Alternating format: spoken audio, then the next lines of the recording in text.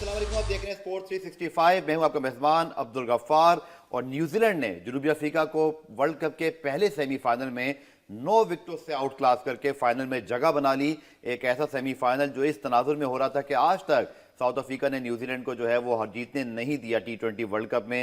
लेकिन जब हारे तो इस कदर बुरी तरह हारे कि वर्ल्ड कप से भी बाहर हुए। और जैसे एडम मार्करम ने कहा पोस्ट मैच में कि अब ये जब बात करते हैं ना फॉरेन्स तो उनकी अपनी स्टाइल होते हैं। वो कहते हैं it didn't feel like a slap, लेकिन कुछ इससे कम भी नहीं था जिस तरह का वो मैच हुआ। और अगर आप देखें तो इस रन चेस के अंदर बहुत ही कमाल की बैटिंग की फिन एलन ने। 33 बॉल का उन्होंने जो है वो fastest ever T20 world cup 100 बना दिया।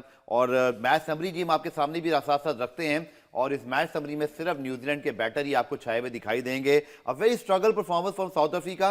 और 169 रन बना सके 8 विकेटों के नुकसान पर।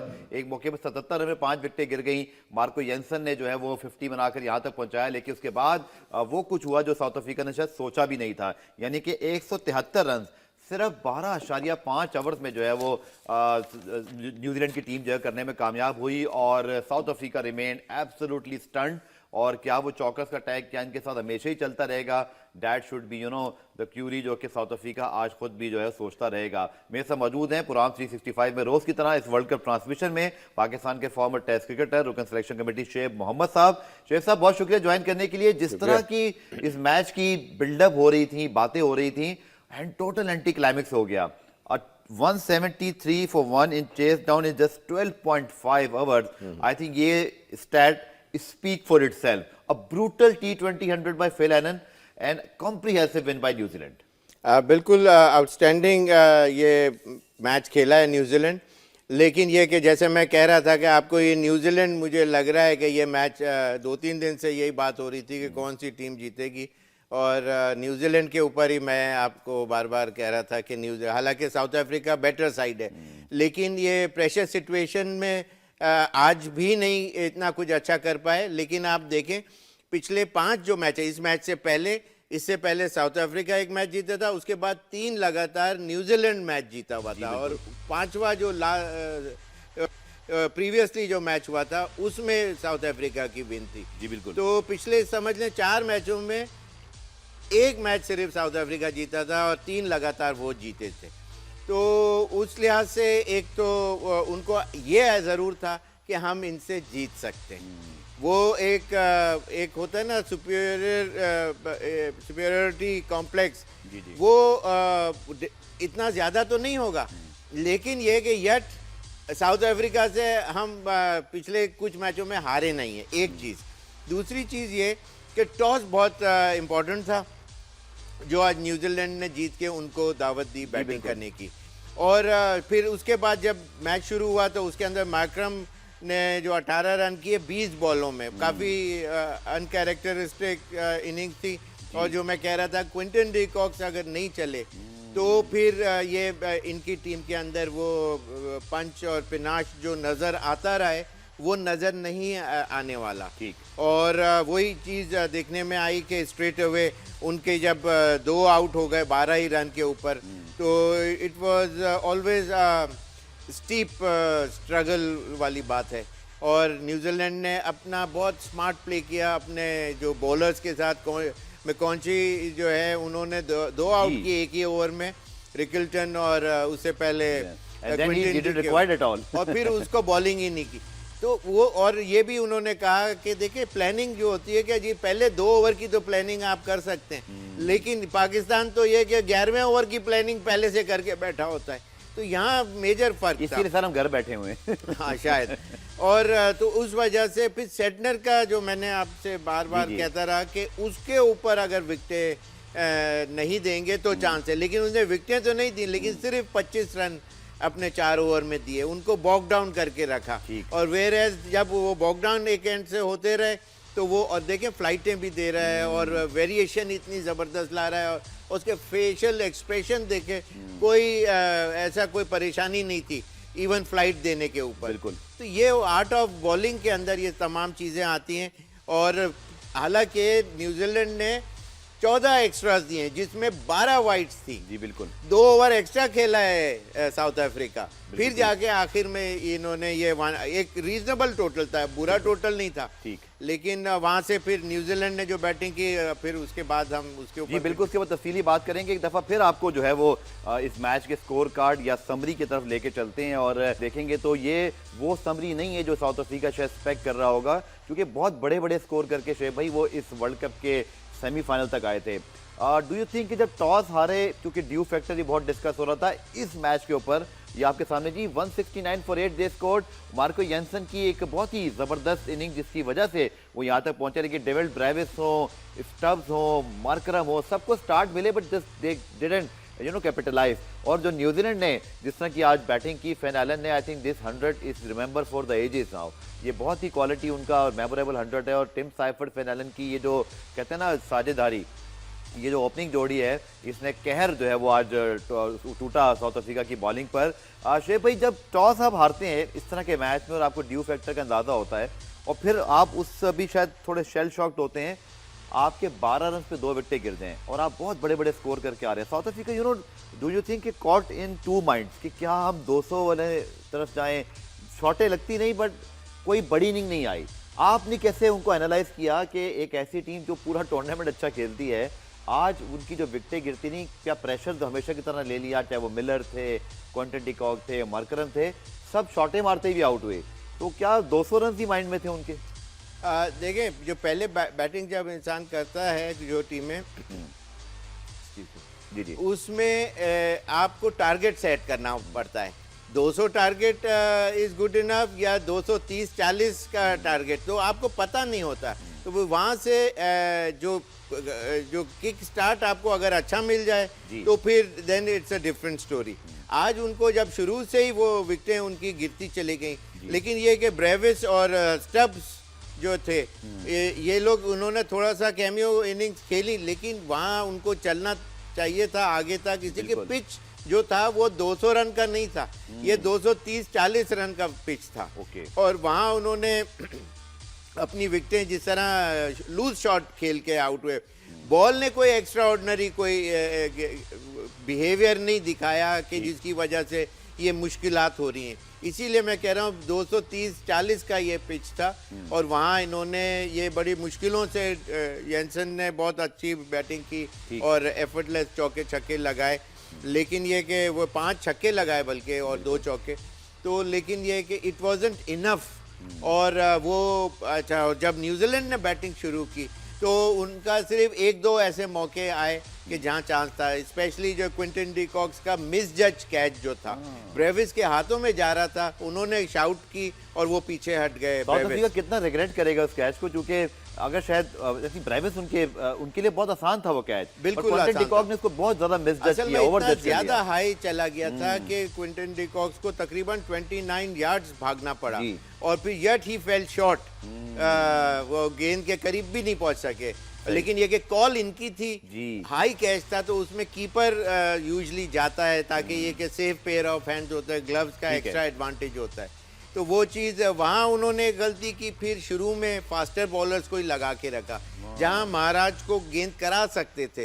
मार्करम खुद बड़ा अच्छा, आपको याद है अभिषेक शर्मा का आउट किया था पहले आते के साथ ही, लेकिन इनको गाइडलाइन सेंटनर और रचिन रविंद्रा की बॉलिंग से गाइडलाइन लेनी चाहिए थी कि स्पिनर्स के ऊपर इतना आसान नहीं था, उनको विकेटें भी मिली, तो महाराज को मेरा ख्याल से पहले इंट्रोड्यूस करना चाहिए था, बहुत आखिर में लेके आए and it was too late the hero. लेकिन ये कि 15 शुरू के 6 ओवर में देवर बैटिंग विद 15 रन्स पर ओवर, तो मैच तो वहीं उन्होंने बिल्कुल किल कर दिया था। तो बहुत अच्छा आउटस्टैंडिंग खेला साइफर्ड और एलन ने, तो 33 बॉल में 100 रन करें, तो रिमार्केबल फीट, कॉन्फिडेंस लेवल भी बढ़ेगा और ये बड़ा एक्साइटिंग फाइनल देखने में आएगा। बिल्कुल, और हम तो यहाँ बैठे ये सोच रहे हैं कि इतना टारगेट 170 तो आराम से 18-19 में भी हो सकता था, पता नहीं किस बात की जल्दी थी एलन और उनको, लेकिन that is how T20 cricket has been playing right now with a brutal mindset. आप जब फॉर्म में होते हैं then you go absolutely berserk. बात करते हैं जुल्करनैन शेख साहब से, हमारे नुमाइंदे हैं, इस वक्त हमें लाहौर से ज्वाइन कर रहे हैं। जुल्करनैन, जब तक खेलता रहा साउथ अफ्रीका, अहमदाबाद में उन पिचेस पर जो उनको सूट करती थी। ये विकेट उन्होंने इस टूर्नामेंट में अहमदाबाद में ज़्यादा मैचेस खेले, तो थोड़ा सा कंफर्ट जोन से जब बाहर आए, ठीक है, हो जाता है आपका एक ऑफ डे, लेकिन वो जो चौकर्स टैग इनके साथ है, बदकिस्मती जुड़ी रही है, पूरा टूर्नामेंट अच्छा खेलते हैं, वो एलिमेंट लगता है वो खुद ही इनके ऊपर इतना प्रेशर डाल देता है। और इस मैच में क्या एक्सक्यूज देगा साउथ अफ्रीका सिवाय इसके कि they has been outplayed by New Zealand? क्या पता नहीं मेरी बात से आप एग्री करें ना करें यशेफ भाई, मुझे तो आज मार्करम में सलमान अली आगा की थोड़ी सी रूह नजर आई, मतलब शुरू से ही उसका मतलब कॉन्फिडेंस अब टॉस के टाइम से देख लें जो उसकी बॉडी लैंग्वेज चल रही थी। फिर जैसे अभी शेख भाई कह रहे थे कि पहले 6 ओवर में उन्होंने 15 के एवरेज से न्यूजीलैंड ने एक मैच को डिसाइडिव अंदाज में साइड पे कर दिया, और उन 6 ओवर में आप देखें कि कोई भी आउट ऑफ द बॉक्स सोचा नहीं मार्करम ने। और 9 ओवर्स आप देखें जनूबी अफ्रीका की जब बैटिंग चल रही थी, न्यूजीलैंड ने स्पिनर्स से करवाया और उन्होंने 4 विकेट ली। तो मुझे यूं लगता है कि शायद वो ये कैलकुलेट कर गए कि जनूबी अफ्रीकन कप्तान के उनके पास फास्ट बॉलिंग जो है वो ज्यादा प्ले करेगी, वो वैसा हुआ नहीं। और बाकी डिफेंस तो फिर एलन की सिर्फ बैटिंग है, आप देखें ना जिस तरह वो चौके छक्के मारे थे, मतलब आपको ऐसे नहीं लगता था कि जैसे हम आम अल्फाज में कहते हैं कि गली का मैच हो जिसमें हमने वो आखिर में एक एक्सक्यूज देते हैं, इन्होंने मुंडे बड़े खिला रहे हैं, इन्होंने बड़े लड़के खिला रहे हैं, वो बड़े लड़के वाला स्टाइल था उसको, मतलब किसी खाते में भी नहीं ला रहा था। और मुझे अब उम्मीद पैदा हो गई है कि फाइनल जो है ना धमाकेदार होगा, और न्यूजीलैंड की टीम जो है वो वाहिद टीम है मेरा ख्याल है कि जो इंडिया को इंडियन कंडीशन में इंडियन क्राउड के सामने कई बार हराने की जो है वो प्रैक्टिस मुख्तलिफ फॉर्मेट में कर चुकी है। तो इसलिए हमें तो उम्मीद रखनी चाहिए कि न्यूजीलैंड एक अच्छा चलिए आपकी जो उम्मीद है और ख्वाहिश है इसके ऊपर मैं आगे चल के बात जरूर करता हूँ, लेकिन शेख साहब यकीन तौर पर जो इशारा किया उन्होंने वो ये था कि टेस्ट मैचेस के अंदर भी क्लीन स्वीप करके आए हुए हैं, आउटस्टैंडिंग परफॉर्मेंस। लेकिन जब इतना अच्छा कोई ओपोनेंट शेख भाई खेल जाए कि आपको 33 बॉल 100 हो जाए, how you describe this as a cricketer? कि क्या मार्करम ये सोचें कि आज हम बिल्कुल ही आउटप्लेड हो गए, या जो अपनी गलतियां हैं उनको भी याद रखना है, क्योंकि इस तरह की इनिंग तो आप प्लान करके खेल नहीं सकते। That was a unbelievable knock by Phil Allen. Phil Allen ने अच्छा ज़रूर खेला है, लेकिन जो इनिंग सही मानों में जो बनाई ना, जो मैच को स्टार्ट किया वो साइफर्ट की इनिंग थी। ठीक है, इसे के साइफर्ट के डबल रन से जिस वक्त एलन के बहुत कम बॉलों में आधे रन से भी शायद कम थे। जी। तो लेकिन टाइम एंड अगेन वहाँ अगर 2 छक्के मारते थे या 2 चौके मारते थे साइफर्ट, तो वहाँ एक का छक्का एलन भी तो फुल सपोर्ट उसने साथ साथ देते रहे, लेकिन he overtook him within no period of time. But Seifert was the one who started the whole game for New Zealand, I tell you. और वहाँ उनकी इनिंग बहुत ज्यादा ही लिव्ड डेंजरसली, उन्होंने बहुत बाज ऐसे शॉट थे भाई, अब क्योंकि कोई याद नहीं करेगा पहले 2 ओवर में there were very close chances and edges going past, exactly वही मेरा गैप में जाए, कभी-कभी भी ये याद नहीं रहता, लेकिन that was a luck factor for New Zealand. बिल्कुल लक ने भी शुरू में जो हाथों में जा सकती थी, रन नहीं बनते, वहाँ वो चौके कन्वर्ट होते चले गए, तो वहाँ उनको ब्रीदर मिल गया, और वो वहाँ से उन्होंने फिर दे नेवर लुक बैक। और जिस तरह साइफर्ट ने 7 चौके 2 छक्के लगाए पूरी इनिंग के अंदर, ऑल्दो के उन्होंने भी 33 बॉल्स खेले और 58 रन करे, लेकिन ये कि eventually Allen was the hero of the day, जिन्होंने 10 चौके और 8 छक्के।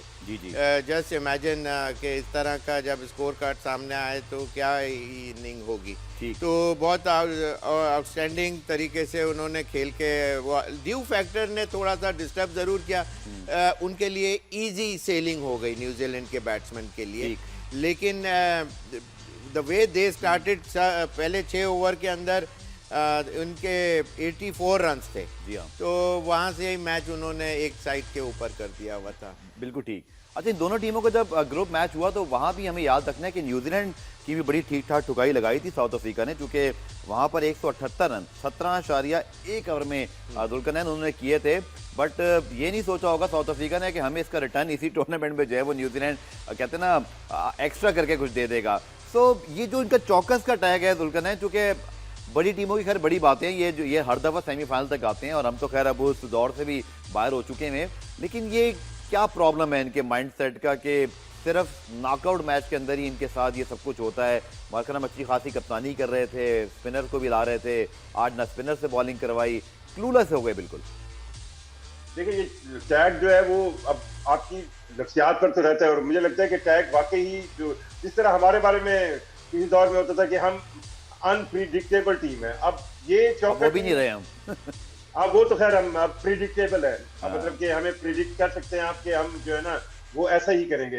लेकिन मैं आपको एक चीज बताऊं कि जो एक और फर्क आपको नजर आएगा कप्तानी का, जो अब आप देखें सेंटनर की जो कप्तानी है वो मतलब कि आपको नहीं लगता कि बड़ा ही पीसफुल, बड़ा सुकून वाला, और फिर उसने अपनी इनिंग्स जो खेली है, अगर आप देखें कि जब कभी भी ये कल भी शोएब भाई बात कर रहे थे कि न्यूजीलैंड की बैटिंग उस तरह क्लिक नहीं कर रही, लेकिन आज इस तरह क्लिक की है। इससे पहले जब उनका अपर ऑर्डर या मिडिल ऑर्डर जो है वो क्लैश कर रहा था तो सेंटनर जो है वो नीचे आकर एक ऐसी चीज थे कि वो टीम को सहारा देते। तो आज की अगर आप देखें तो टीम सैफर्ड की जिस तरह आप बात कर रहे थे, तो वो लक वाकई उनके साथ था। वो शायद आपको याद हो वो शॉट जो उन्होंने थर्ड मैन की तरफ खेली, वो ऊपर लाए हुए थे और वो चौका हो गया, वो बड़ी सरप्राइजिंग शॉट थी और उसी पर उनका 50 हुआ। तो हर लिहाज से उनको कॉन्फिडेंस भी था। अच्छा लगता है ऐसे था कि टॉस के वक्त से ही न्यूजीलैंड की टीम को लग रहा था कि ये मैच उन्होंने जीतना है, बड़े मार्जिन से जीतना है। और अच्छा मैं ये कैलकुलेट कर रहा था पहले 6 ओवर के बाद कि 15 ओवर में जीत जाएंगे, लेकिन जितनी तेजी उन्होंने उसको क्लोज किया। और मैं आपको ये बताऊं कि बड़े अरसे बाद आपको जो है एक ऐसा मैच नजर आया जिसमें आपको पता चला है कि न्यूजीलैंड की टीम की क्रिकेट की क्या अहमियत है और वो किस तरह प्लानिंग करते हैं और किस तरह कैलकुलेट करते हैं टेबल पर। मजा आया उसको देखकर। बिल्कुल जी, और 60 लाख से कम आबादी का ये मुल्क है और क्या टैलेंट उनके पास है। सोचने का मकाम है कि इतनी सी आबादी में भी इतना साल वो लेकर आ जाते हैं। पुराने ब्रेक शामिल करते हैं, ब्रेक से जब वापस आएंगे तो हमें सेमीफाइनल की बात करनी है, इंडिया वर्सेस इंग्लैंड। और आज पाकिस्तान का ओडीआई स्क्वाड अनाउंस हुआ, Babar Azam, Saim मयूब has been dropped. इसके ऊपर शेख साहब की और जुल्करनैन की राय लेंगे इस ब्रेक के बाद।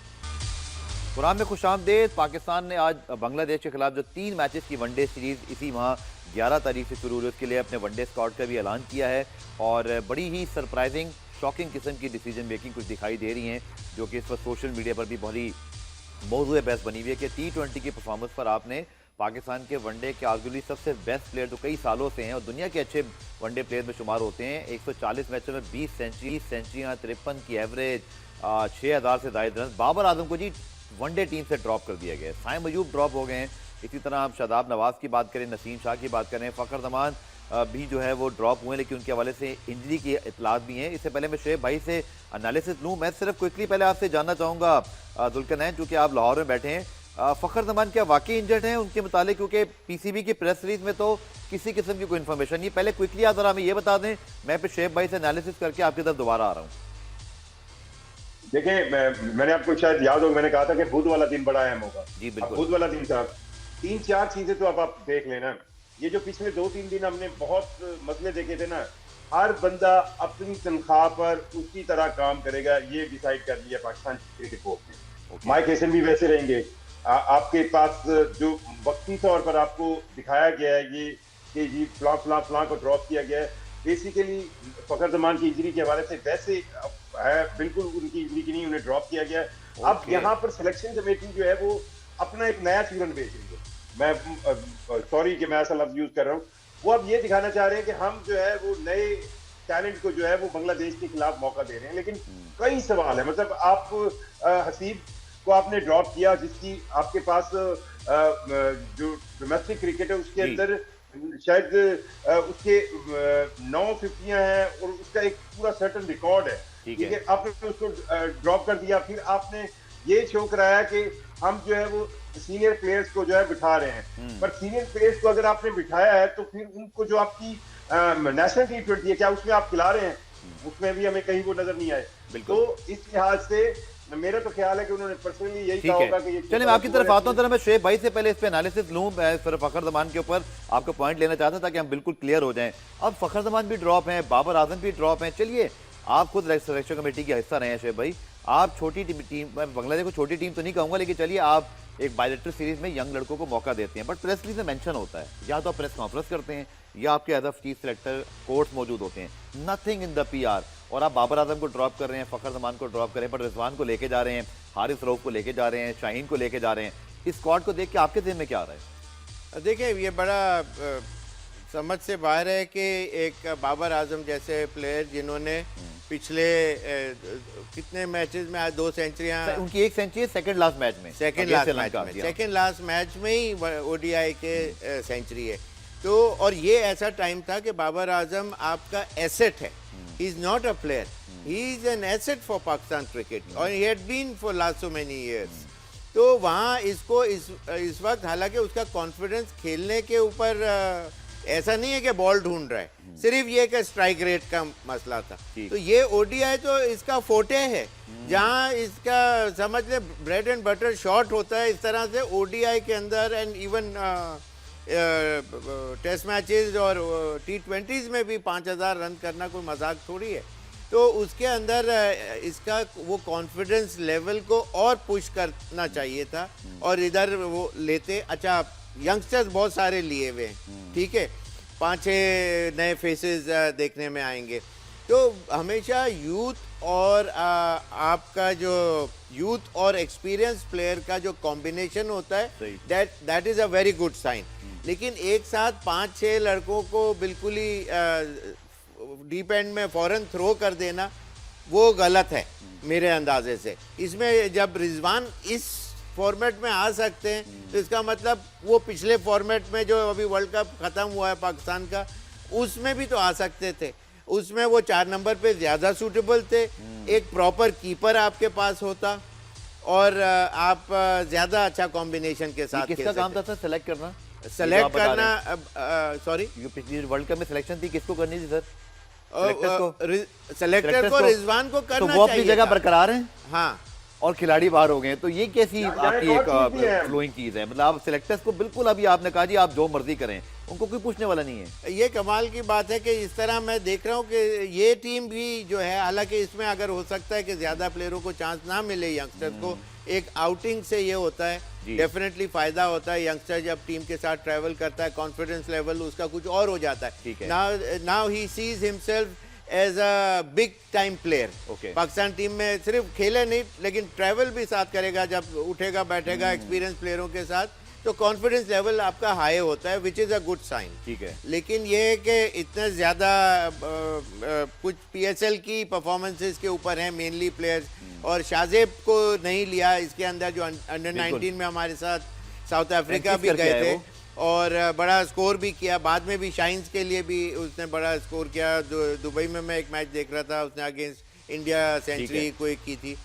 तो इस तरह के प्लेयर, इसका मतलब ये है कि अभी भी ब्लू आइड बॉयज का इंडक्शन इस टीम में है। ठीक, और ये कि हमारा ओपोनेंट इतना स्ट्रांग नहीं है, लेकिन लेकिन शोएब भाई कतई कलामी अपने घर पे बड़े स्ट्रांग है बांग्लादेश वाले, और वो किसी को भी जीतने नहीं देते। मतलब they are not the biggest side whom you would be facing against with।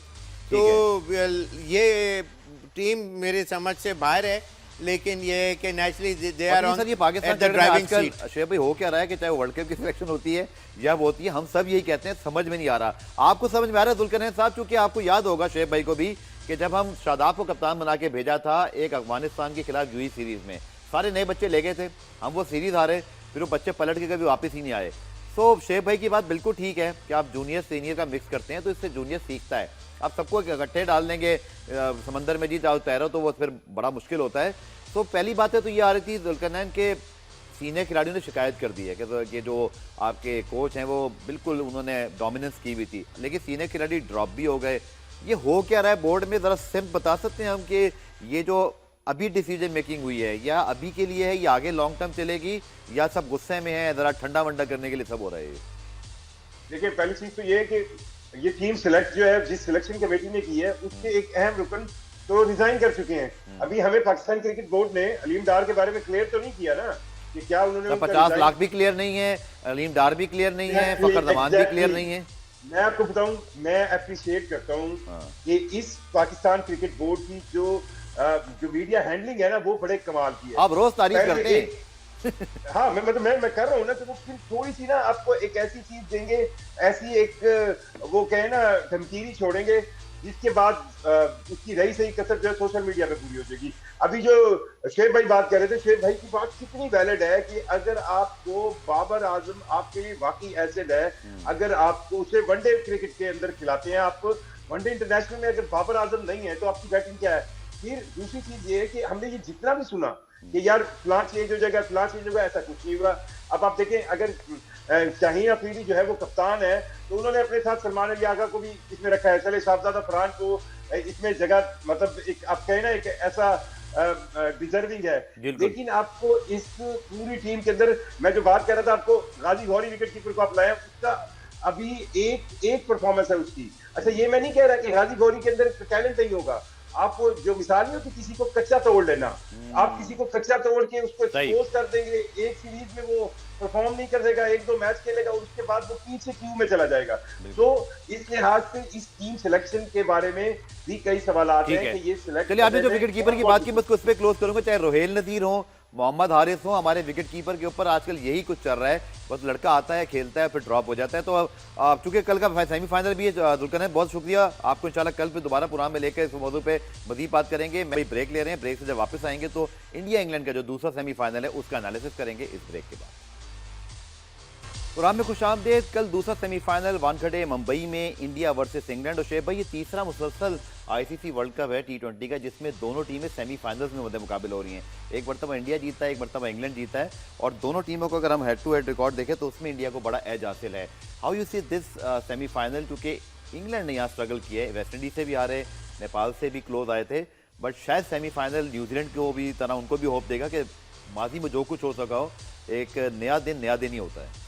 बिल्कुल, क्रिकेट है और इट्स अ फनी गेम। इसके अंदर जैसे आज न्यूजीलैंड ने वन साइडेड पूरा अफेयर करके दिखा दिया, आज इस तरह इंग्लैंड के ऊपर, इंग्लैंड पे बहुत लोगों की नज़रें होंगी कि शायद क्लिक कर जाए।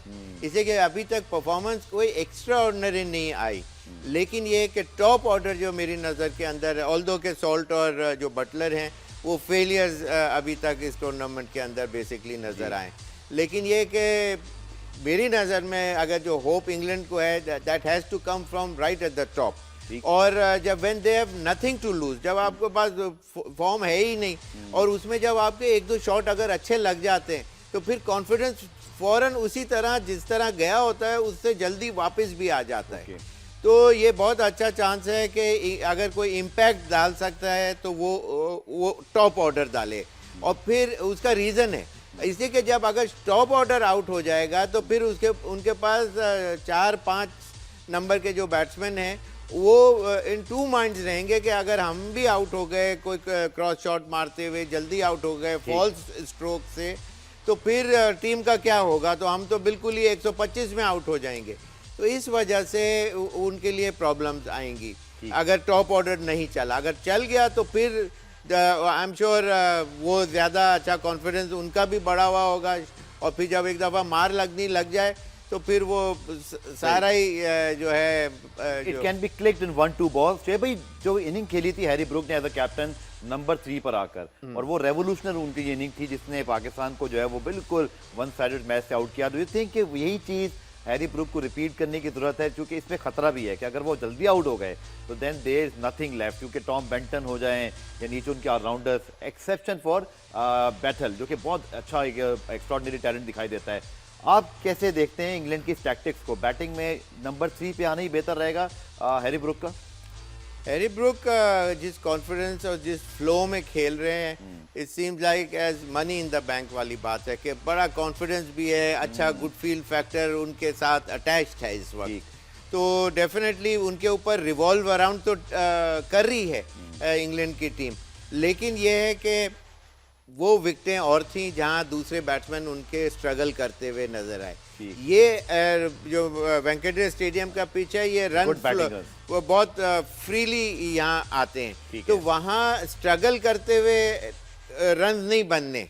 आपको स्ट्रोक प्ले करते हुए नजर आते हुए में आउट जरूर होंगे, लेकिन वो फ्लो ऑफ द बैट जो है वो सिंगल डबल वो बॉल ढूंढने वाला नजर नहीं आ सकता। इसमें मॉर्ने मॉर्कल जो इंडिया के बॉलिंग कोच है, उन्होंने बड़ा अच्छा स्टेटमेंट दिया। उन्होंने कहा कि वानखेड़े में हमें ऐसे लग रहा है थोड़ा एक्स्ट्रा बाउंस होगा, देखिए ये बैटर्स को भी बहुत फायदा होता है, लेकिन बॉलर को भी गेम में रखता है। अब जब बाउंस की बात आ रही है, do you think it gonna help England, क्योंकि उनके जो बैट्समैन हैं वो खुश होते हैं कि अगर अच्छा बाउंस मिले उनको, गेंद बैट पे आ रहा हो, might be suited for England. अगर श्रीलंका वाली जो उनकी स्ट्रगल है, जो आपने बड़ी सही पॉइंट आउट की, यहाँ बाउंस की बात भी हो रही है, उस बाउंस वाले फैक्टर को आप कैसे देखते हैं? बाउंस के ऊपर डेफिनेटली अच्छा तो फील करेंगे, लेकिन उनके पास सिवाय जोफ्रा आर्चर के वो एक्सट्रैक्शन ऑफ एक्स्ट्रा बाउंस जो खुद भी है तो bowling करनी वो है। बॉलिंग भी तो करनी है, तो इस वजह से बहुत ज़्यादा इतना लाइवली विकेट होगा। उनका मतलब ये मेरा अंदाजा है जी, जी। कि लाइवली विकेट होगा, जहां रन फ्लो जब दोनों तरफ बात जाएगी, दोनों तरफ से आएगी। लेकिन अब मैन टू मैन अगर कंपेयर करते हैं इंग्लिश साइड को विथ इंडियन साइड, ठीक है। तो उसके अंदर जो इनके पास, इंडिया के पास जो बैट्समैन है वो एक तो ज्यादा डेप्थ तक ही भी हैं Okay. और ज्यादा पावर हिटर्स हैं और मैन इन फॉर्म हैं। ये नॉट ओनली दैट के सिर्फ हैं, फॉर्म में भी हैं, रन्स भी सारे चलिए सब अब टाइम करके कम है, बैठे। मैन इन फॉर्म में आपके जुमला वापस लेके आपके पास आ रहा हूँ बार बार कि जो अभिषेक शर्मा का मसला है, हाँ। अगेन वो भी एक सीजन के माइंडसेट में फंसे हुए हैं, जो हाँ। फिल सॉल्ट का और हैरी उनका है, बटलर का। सो उनको कैसे देखते हैं? दूसरा, इंग्लैंड ने हिंट दे दिया कि हालांकि रेहान बहुत अच्छा खेले, लेकिन वो श्रीलंका की विकेट थी, they required another spinner, but यहाँ जेमी ओवर्टन को ये लेकर आएंगे, तो थोड़ा सा मुझे लगता है कि वो जो रेहान है वो थोड़े से अनलकी भी रहेंगे, जिस तरह की उनकी परफॉर्मेंस थी, लेकिन कभी कभी फिर आपको बैठना पड़ जाता है। तो this is how England cricket and other cricket board teams operate, क्या कि प्रीवियस परफॉर्मेंस काउंट नहीं करती, टीम का कॉम्बिनेशन काउंट करता है। अब वो बात सही है कि इंडियन प्लेयर्स स्पिनर्स पे भी बहुत अच्छे हैं, तो इसलिए रेहान का जहाँ वो अगर ग्रिप बॉल नहीं कर रहा होगा तो वो शायद ज़रूरी नहीं है, ठीक है, ज़रूरी नहीं है कि उसको ओमिट करें। लेकिन ये है कि इंग्लिश साइड जो है वो केपेबल जरूर है, ऐसा नहीं है कि इस वक्त फॉर्म में नहीं है या On the given day, on the highlighted best time. Players नहीं है इस टूर्नामेंट में उनकी तरफ से, ऐसा नहीं है। One fine day they can bounce back and even beat India, लेकिन India is a better side है। And most likely they are gonna win this game. चलिए मैं टॉस फैक्टर में आखिर में बात करता हूँ। जैसे आज न्यूजीलैंड के पास, और न्यूजीलैंड की कमोबेश वही सूरत हाल थी इस टूर्नामेंट में जो इंग्लैंड की है, लेकिन उन्होंने आउट क्लास कर दिया। तो टॉस कैसे भाई आप देखते हैं एक ऐसी विकेट पर जो रन्स के लिए ज़्यादा सूटेड है, यहाँ ड्यू फैक्टर इतना ज़्यादा अभी तक हमें यहाँ बैठ के तो कंफर्म नहीं है, बट शायद कुछ लोग मुंबई कराची के मौसम को एक जैसा भी कंपेयर करते हैं, तो शायद आपको लगता है कि इस मौसम में आपका जो एक्सपीरियंस रहा है खेलने का, कोई ड्यू फैक्टर यहाँ हो सकता है sir? Due factor definitely play तो करेगा, ऐसा नहीं है कि नहीं करेगा। ऑल्दो के आज तो ईडन गार्डन कैलकाटा कूलर जगह है, लेकिन ये है कि मुंबई के अंदर डेफिनेटली जो टॉस जीत के देखें, कॉन्फिडेंस जब आता है ज़्यादा, जब आपके हाथ में बल्ला हो और आप फिर कंट्रोल में होते हैं, बिल्कुल ठीक। वो आप किसी का बल्ला पकड़ नहीं सकते जब रन फ्लो आ रहा हो। ठीक तो है। मे बी या मोस्ट लाइकली टॉस ठीक जीत है। के दूसरी टीम को दावत दी जाए। चलिए, शोएब भाई ने तो कहा इंडिया, और कल आपने मुझे कहा था कि मैं डिफरेंट जाता हूं, तो मैं इंग्लैंड की तरफ जाना चाहूंगा। सो लेट्स सी क्या होता है, लेकिन गोइंग टू बी, उम्मीद करते हैं शोएब भाई के एक बड़ा एक्साइटिंग सेमीफाइनल हो, चूंकि आज तो बड़ा एंटी क्लाइमेक्स हो गया। So let's hope for the good game tomorrow. मुझे शोएब भाई को इजाजत दीजिए, इंशाल्लाह कल इस सेमीफाइनल के ऊपर एनालिसिस के साथ हाजिर होंगे। तब तक के लिए खुदा हाफिज।